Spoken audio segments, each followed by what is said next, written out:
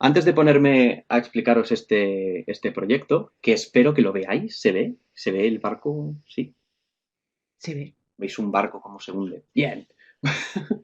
Vale.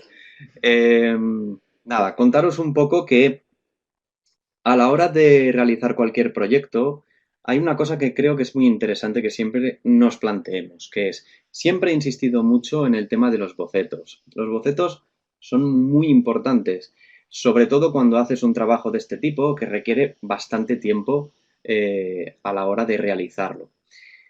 Aquí tengo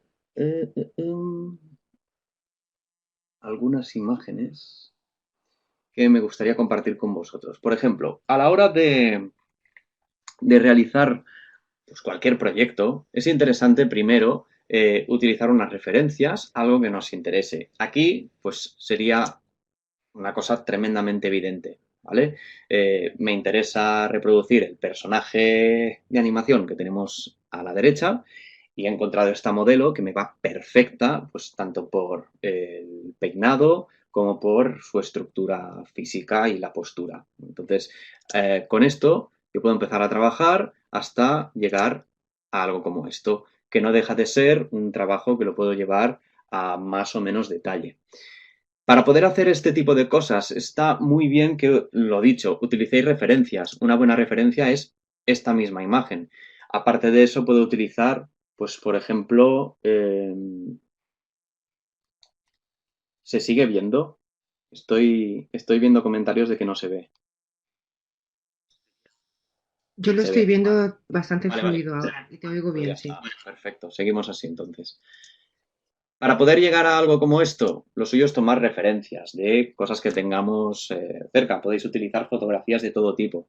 Aquí, por ejemplo, fijaros que para hacer la base no tengo más que marcar un poco toda la estructura bueno, el traje que le voy a poner a la chica.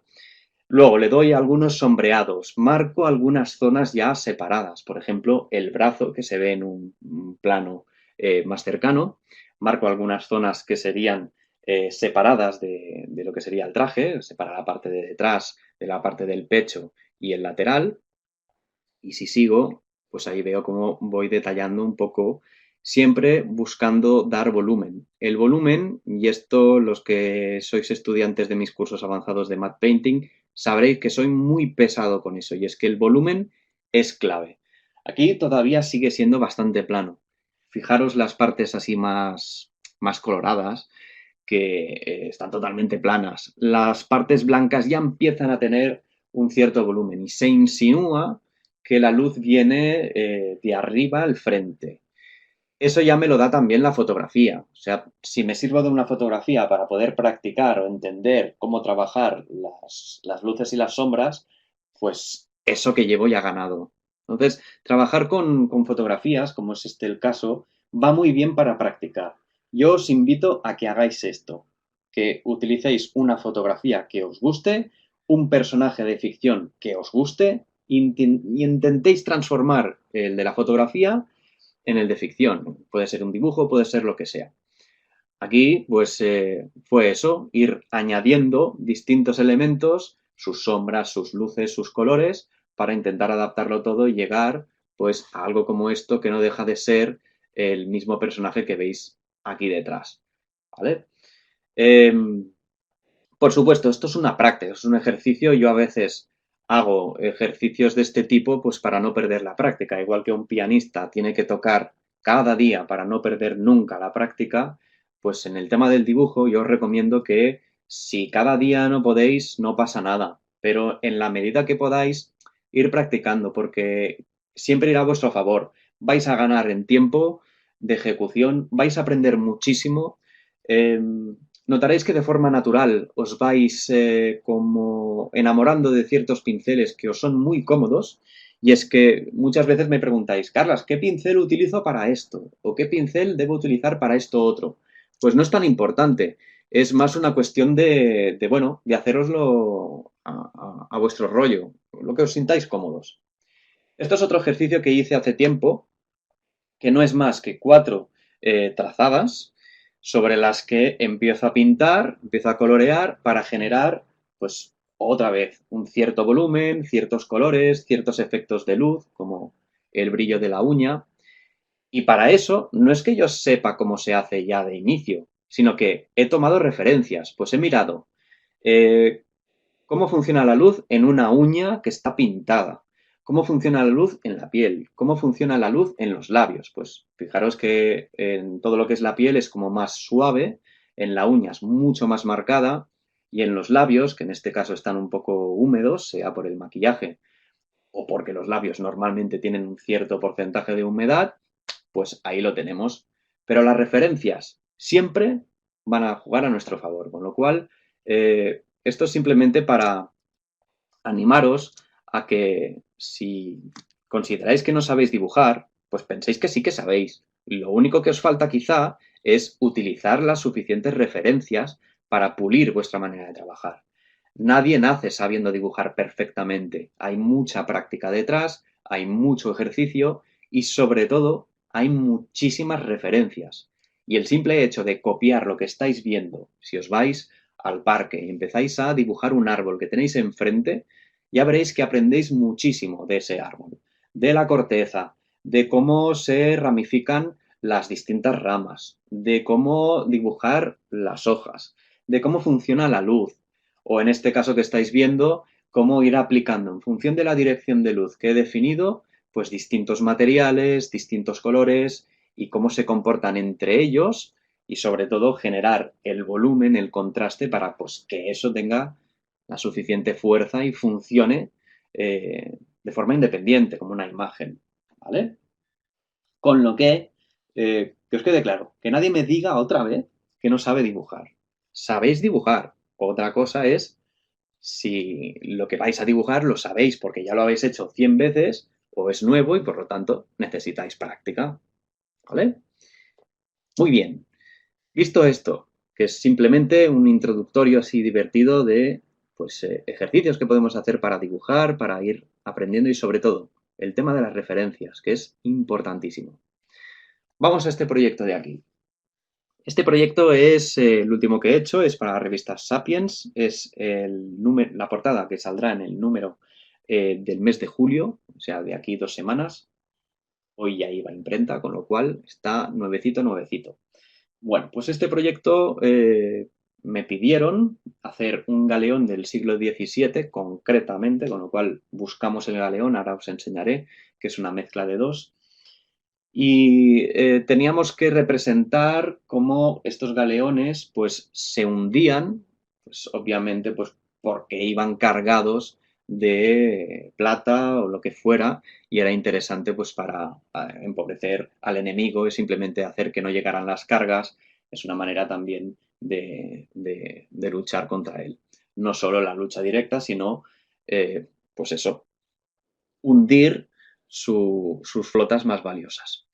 En este caso teníamos que buscar varios temas. El primero, me pidieron que estuviera partido un poquito más por encima de la mitad para poder poner los títulos abajo, en todo lo que es la parte del agua, que se viera el galeón como se está hundiendo y por arriba que hubiera un poco más de guerra, un poco más de espectacularidad y sobre todo de contraste, ya no solo de color, sino pues de acción. Por eso la parte de arriba también los quemados. Hay mucho fuego, pero no tendría mucha lógica que esto tuviera fuego por todas partes o que hubiera fuego por el agua hundiéndose. Eso no tendría sentido. Con lo cual, bueno, añadir fuego en partes que tuvieran su lógica. Por ejemplo, en la parte central el fuego subiría y puede que vaya quemando las distintas partes que tenemos aquí. O, por ejemplo, la parte de detrás, que ya arrastra mucha más llama y obviamente sale todo este humo que vemos aquí. Luego aquí tenemos como un par de salas que podrían tener cristal y se han roto y ahí vemos como por dentro está quemándose. Lo adivinamos también por las luces que reflejan que dentro hay más fuego.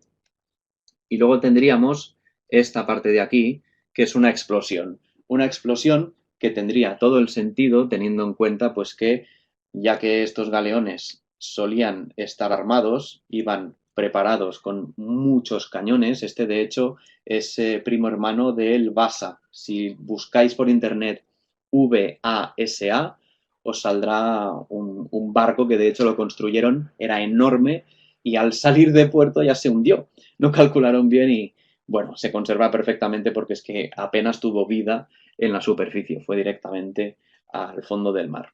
Pues este era un primo hermano. Si iban tan armados, pues tiene su lógica que pueda haber una explosión interna si hay fuego. Yo qué sé, puede ser que haya pólvora en esa zona, un barril de pólvora explota y genera este efecto espectacular que viste muy bien la imagen. Luego, añadir elementos, pues, por ejemplo, este barril flotando, que podría tener aceite, por eso este humo tan marcado, quemándose, iluminado también por esta explosión. Esto siempre teniendo en cuenta la coherencia que tiene que tener la imagen. Cualquier imagen no tiene que ser perfecta. Esto es algo que siempre he dicho. No hay que buscar que sea perfecta, sino que sea coherente. Y la perfección, si es que la tiene, vendrá sola. Si yo estoy poniendo este humo por aquí y lo ilumino un poco por arriba, se encajará mejor con el entorno. Tenemos una explosión aquí que genera mucha luz, pues eso tiene todo el sentido, como esta parte de aquí que está iluminada desde abajo, ¿eh? En la parte del barco. Y quien dice esto, pues otras cosas lógicas, como podría ser el hecho de tener unos suaves reflejos en el agua que vienen dados por este fuego también tan intenso. Quien dice esto también, esta luz que tenemos en el fondo es la luz del sol, nos estaría haciendo reflejos en el agua, en el lateral del otro galeón y iluminaría también los objetos que están cayendo hacia abajo e incluso un poquito del lomo de estos peces y, por qué no, estas rocas que tenemos aquí a la derecha. Al final es hacer que todo conviva en armonía, pero ya os digo, nosotros podemos añadir nuestra pizca de fantasía o de magia o de nuestra firma, como puede ser el estilo que tengamos, etcétera. Vale, antes de entrar más en detalle con esto, vamos a ver algunas cosas que pueden ser interesantes. Por ejemplo, ¿qué imágenes utilicé para crear este proyecto? Pues aquí las tenemos. ¿Vale? Aquí están todas. Esto sería para el cielo, esta imagen de aquí. Luego tendríamos como la superficie del agua, esta, que es el agua un poco removida. Si un galeón se hundía no generaba grandes olas, una cosa enorme que... no pasaba esto, a no ser que cayera del cielo. Entonces sí que se removería mucho. Pero no ocurre eso, se mueve un poco el agua y sí que por debajo, si se van hundiendo piezas, sí que hay burbujas que se llevan, esos objetos se llevan el aire hacia abajo y las burbujas pues escapan por los huecos que pueden y se generan estos efectos. ¿Qué más tenemos por aquí? Bueno, el corte del agua. Esta imagen me fue fantástica para generar el corte, con lo cual ya tendríamos la superficie y luego nos faltaría la parte inferior. La parte inferior está toda pintada directamente a brochazos y era cuestión de ensuciarla mucho.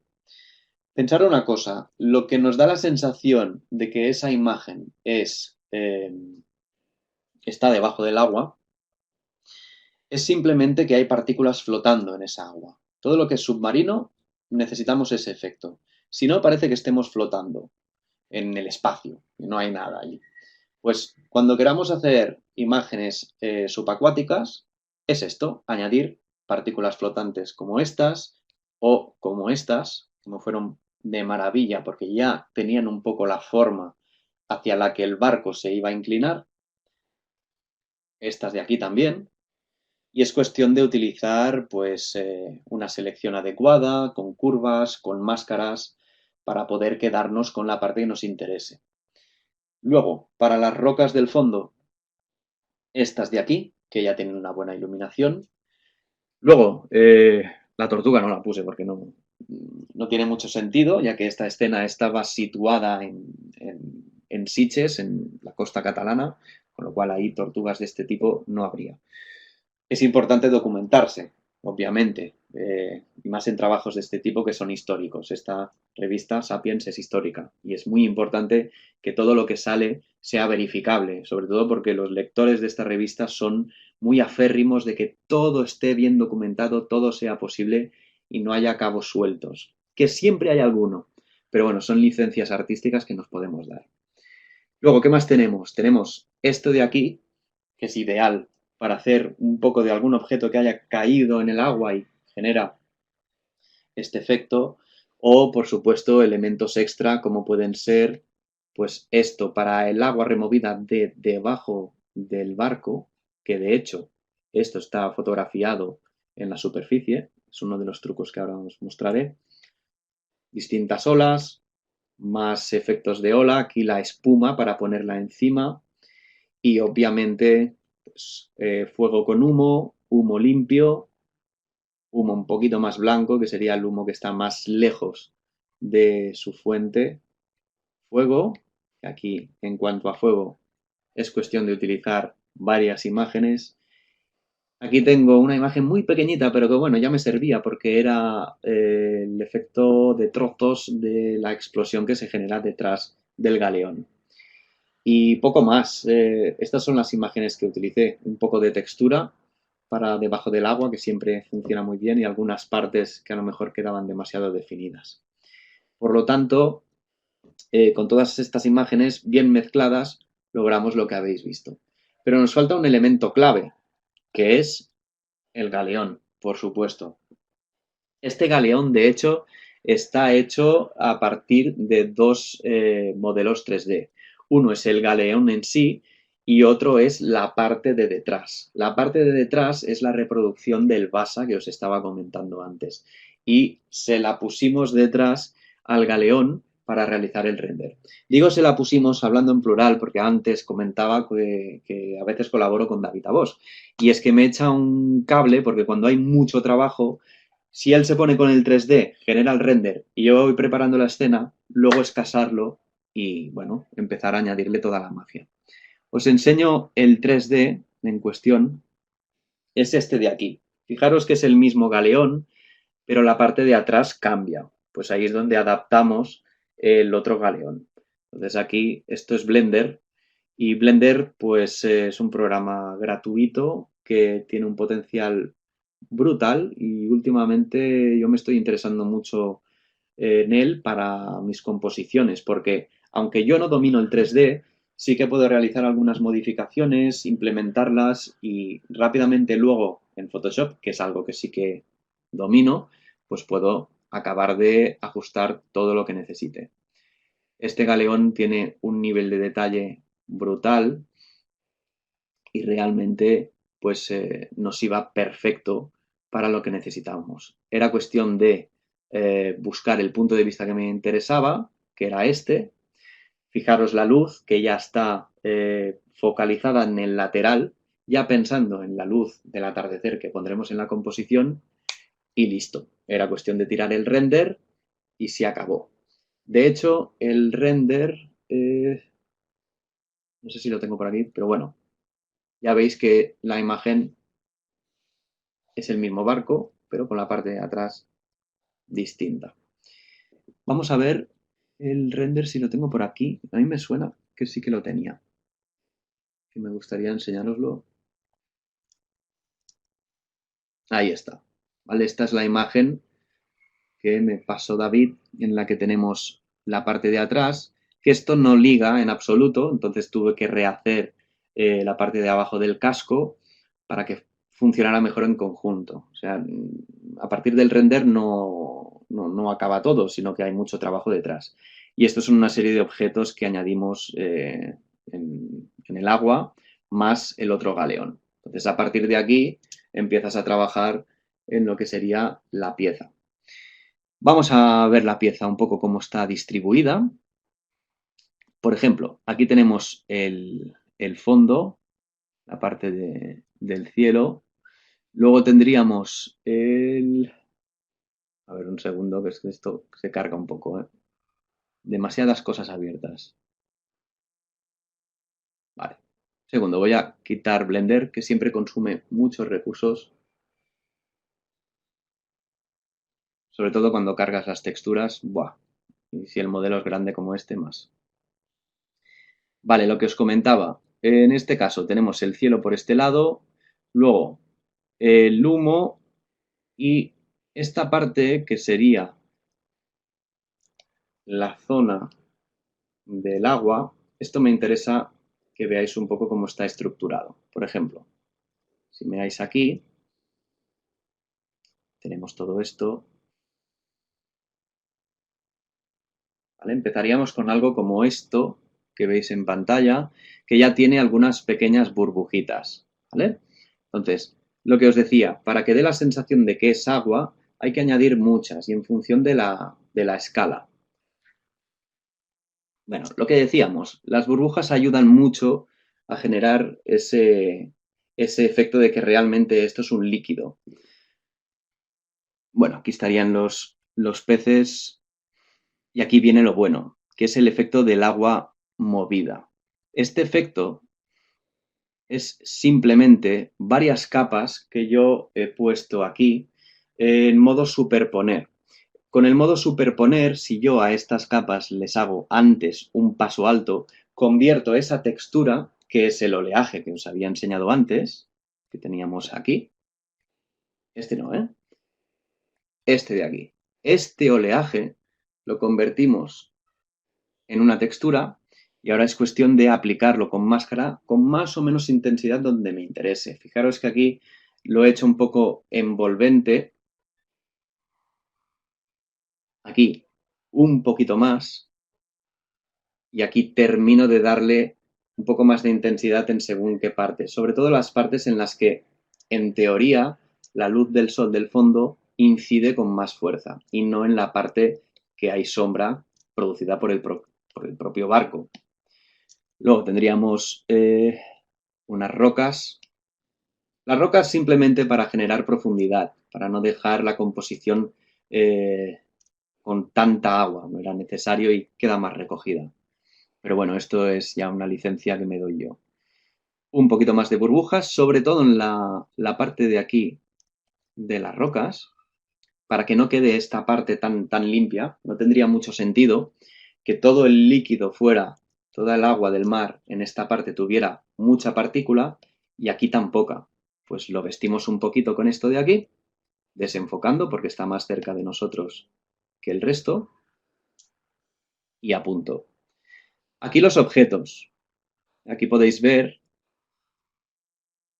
todo lo que son los objetos que están por debajo del agua, bueno, menos el barril que está por encima, pero se ve por detrás, que utilicé para generar la composición. Incluso se ven aquí uno y dos pobres marineros hundiéndose con el barco. Bien, pues añadiendo estos objetos, más unas burbujas extra en todo el conjunto, tenemos este fondo. Fijaros que, en definitiva, es una cuestión de añadir burbujas de distintos tipos, distintos tamaños, con distintas densidades, partes con más burbujas, partes con menos, generar mucho movimiento, que lo puedo hacer simplemente con una fotografía, como habéis visto, de un remolino de agua en la superficie. El ojo humano ya genera la magia de creerme que eso es realmente algo que funciona debajo del mar. Lo mismo ocurre aquí, en la superficie. Si me voy al apartado de, en lugar del galeón, Surface, si no recuerdo mal, esto sería exacto, ¿vale? El agua original la tenéis aquí. Es un agua más calmada, no tiene prácticamente movimiento, no quedaría correcto. En cambio, aquí ya tiene otro carácter, es distinto, funciona mejor. La espuma no es más que la fotografía que hemos visto antes aquí, seleccionando solo lo blanco, solo lo que me interesa, me lo llevo a Photoshop y lo superpongo transformándolo un poco para que se adapte correctamente. Y aquí, como veis, también un montón de partículas, un montón de efectos para generar al final pues todo este oleaje. Se trata también de ensuciar. es algo que también suelo insistir y comentar en todas las composiciones. Hay que ensuciar la atmósfera, no es limpia. Si vosotros os dais cuenta cuando miráis un render de que es un render, es por eso, la mayoría de veces. Las películas, ¿por qué están tan bien hechas y nos lo creemos mucho más que un render arquitectónico? Pues porque tienen movimiento, hay desenfoque, porque tienen partículas flotando, porque tienen efectos que ensucian toda esa atmósfera y eso le da realismo. El mundo real no es un render, es imperfecto, tiene mucho de todo y eso es precisamente lo que acaba de darle la magia a cualquier imagen, aunque no se vea real del todo, pero sí que le añade ese punto de que crea, bueno, que sea más creíble, al menos en este caso el agua, ¿no? Es mucho más creíble así que sin espuma. Luego, otra cosa a comentar que creo que es interesante remarcar en este caso. Hay una diferencia abismal entre realizar un proyecto personal a realizar un proyecto profesional. ¿Por qué? Porque muchas veces nos encontraremos con que habrá cambios y se van a dar de forma bastante continuada en función del cliente. En este caso hubo una toma de decisiones que fue un poco pues de ir variando en función de cómo íbamos viendo la imagen. Añadir cosas, cambiar otras, y hay que tener un orden de capas muy importante. Cuando ocurre algo como esto, y una cosa que funcionó muy bien para agilizar el proceso en este trabajo, fue ir por fases de trabajo. Quiero decir, obviamente, primero colocar un poco los elementos, dividir la escena, la parte de arriba del cielo, la parte de abajo del agua, la posición del galeón, y a partir de aquí, ¿qué voy a ir añadiendo yo a esta imagen? Bueno, siempre marco que lo tenemos que poner todo por planos y en cada plano su objeto y ese objeto sus sombras y sus luces. Bien, correcto, vamos bien hasta aquí. Pero algo que es interesante es decir, vale, ya tengo la imagen hecha. Imaginaros que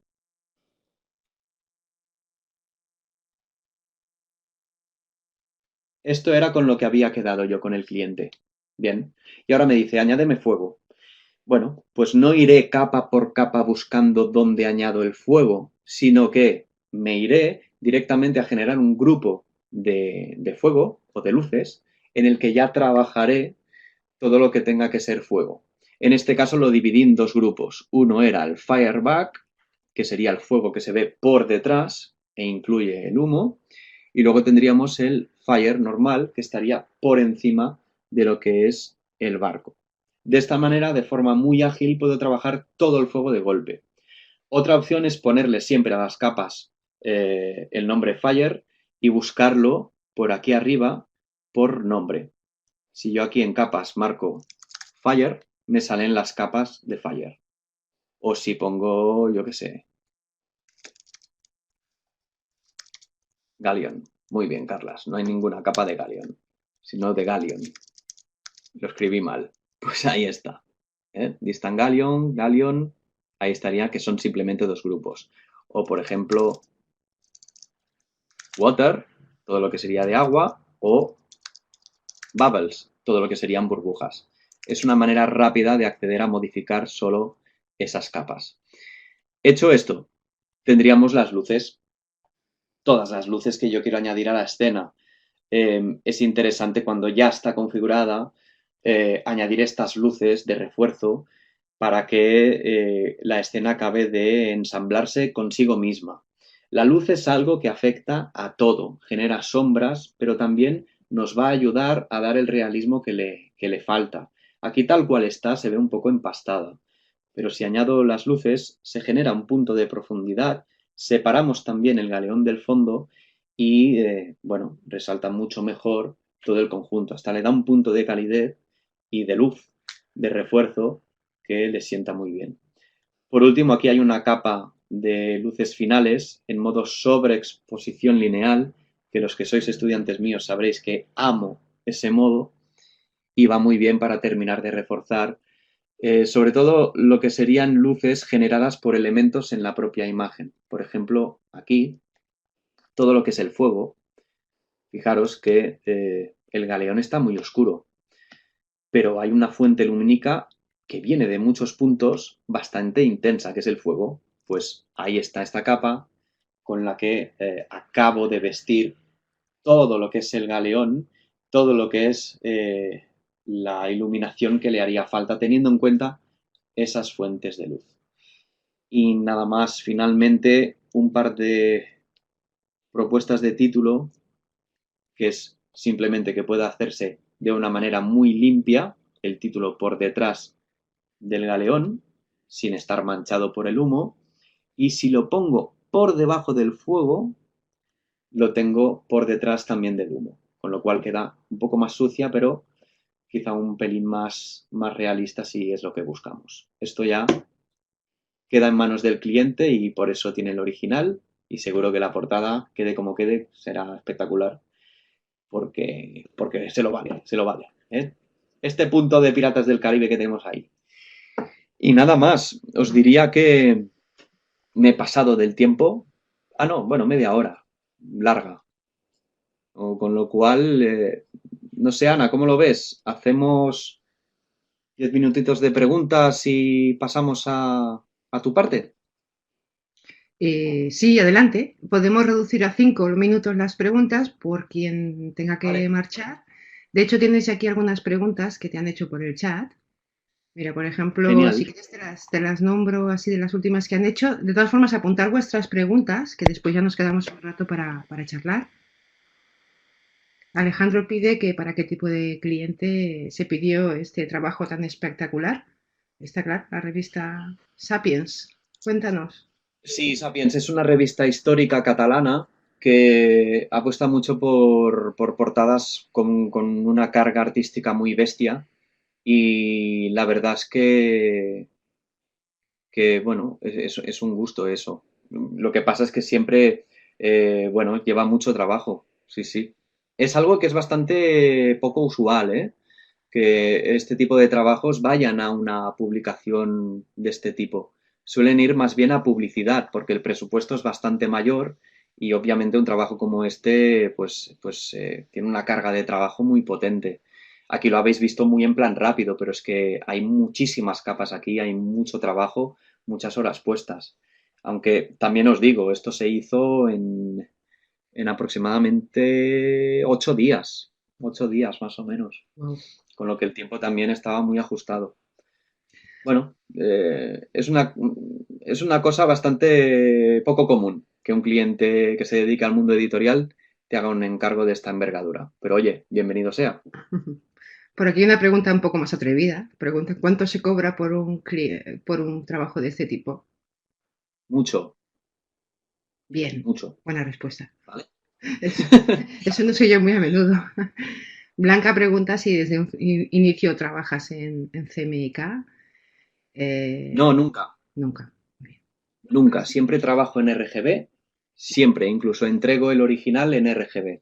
Porque el cambio a CMYK no debería depender del artista que genera la pieza, sino del impresor que conoce perfectamente la máquina en la que va a ir esa pieza. Entonces, hacer la conversión yo no tiene mucho sentido, aunque es algo que es bastante habitual para no tener luego sustos con el resultado. Pero lo suyo es, si trabajamos con impresores serios, que ellos hagan la conversión. Muy bien. Eso es un